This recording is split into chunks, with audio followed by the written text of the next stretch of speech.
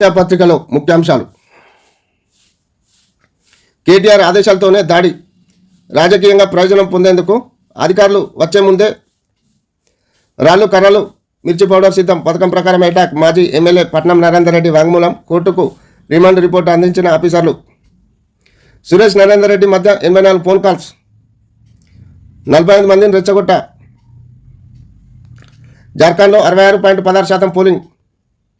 950 సెంటర్లో 4 గంటలకే ముగిసిన ఓటింగ్. రాంచీలో ఓటిస్తున్న గవర్నర్. ధోనీని చూసేందుకు ఎగబడిన జనం. తొలి విడతలో 43 స్థానాలకు 683 మంది పోటీ. వయనాడ్లో 64.53% పోలింగ్. ఓటేసేందుకు పోలింగ్ కేంద్రానికి వచ్చిన ఎంఎస్ ధోని. ఫ్లాష్ కేసీఆర్ను అరెస్ట్ చేస్తారంటూ ప్రచారం జరగడంతో బుధవారం అర్ధరాత్రి నందినగర్లో ఆయన ఇంటికి బీఆర్ఎస్ నేతలు, కార్యకర్తలు, అభిమానులు తరలి వచ్చారు. వారందరికీ కేటీఆర్ అభివాదం చేసి ధన్యవాదాలు తెలిపారు.